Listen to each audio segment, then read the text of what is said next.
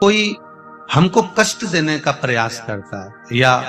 हमको तकलीफ देता है या हमको दुख देता है या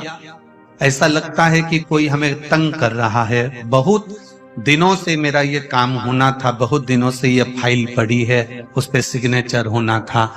वो फाइल आगे नहीं बढ़ रही, उस फाइल को आगे बढ़ना था या काम होना था, और कोई अड़चन मेरी जिंदगी में जरूर आ रही है, उस जगह पर निर्मलेश्वर महादेव का पूजन कार्य आता है। अब उसको करने के लिए अपने को कोई बहुत बड़ा मंडल नहीं बनाना है, हमें बहुत बड़ा कोई बहुत दिखावा नहीं करना है। केवल 5 वृक्ष की पत्ती को, कितने वृक्ष? बस 5 वृक्ष की पत्ती और एक श्वेत पुष्प, सफेद कलर का पुष्प अशोक सुंदरी वाली जगह पर लगाकर देवाधिदेव महादेव को सोमवार की अष्टमी के दिन जो चढ़ा देता है, बस निर्मलेश्वर महादेव का नाम लेकर जब चढ़ाया तो कार्य सफलता की ओर अग्रणी। प्रत्येक जीव के हृदय में निर्मलता प्रदान करना, प्रत्येक जीव के हृदय में एक सुख का अनुभव करवा दे, प्रत्येक जीव के भीतर एक भक्ति का आनंद प्रदान कर देना। कहीं अगर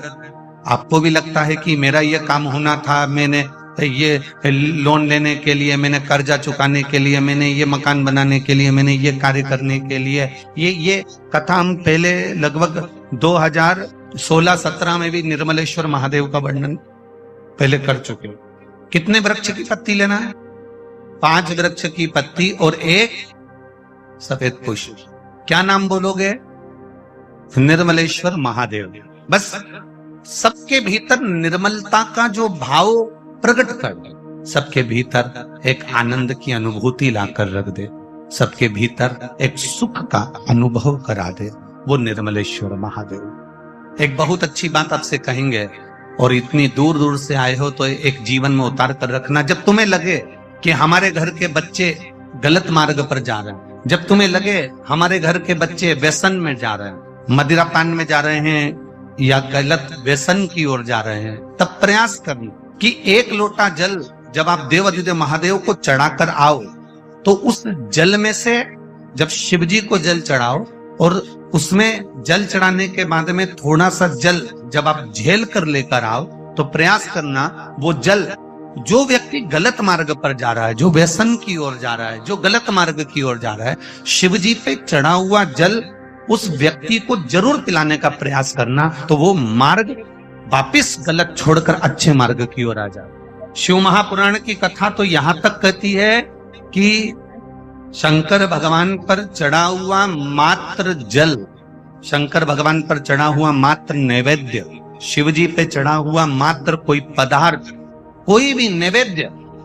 कोई सामग्री, कोई प्रसाद अगर शिव को समर्पित हुआ है और शंकर भगवान को समर्पित हुआ, और वो सामग्री अगर आपने शंकर भगवान से औषधि के रूप में मांगी है, तो शिव ने उसको औषधि कर कर प्रदान करा है, शिव ने उसको औषधि के रूप में। अब कई लोगों के मन में संशय रहता है, गुरुजी, कई लोग कहते हैं कि शंकर जी पे चढ़ा हुआ नहीं खाना चाहिए, शिव जी को चढ़ा हुआ तो बैरागी का होता है, त्यागी का होता है, वानप्रस्थी का होता है, जिसने अपना घर परिवार सब छोड़ दिया उसका होता है। पर कई लोग इस पे संशय करेंगे, कई लोग ये कहेंगे कि आप कहते हो कि शंकर जी पे चढ़ा हुआ खा लेना चाहिए, और कई लोग कहते हैं कि शिव जी पे चढ़ा हुआ नहीं खाना चाहिए। हम किसकी माने कि लोग कहेंगे कि शंकर जी पे चढ़ा हुआ नहीं खाना चाहिए, पर आप शंकर जी पे चढ़ा हुआ क्या कहकर मांग रहे हो कि इसको औषधि कर दो। क्या कर दो? इसको औषधि कर दो।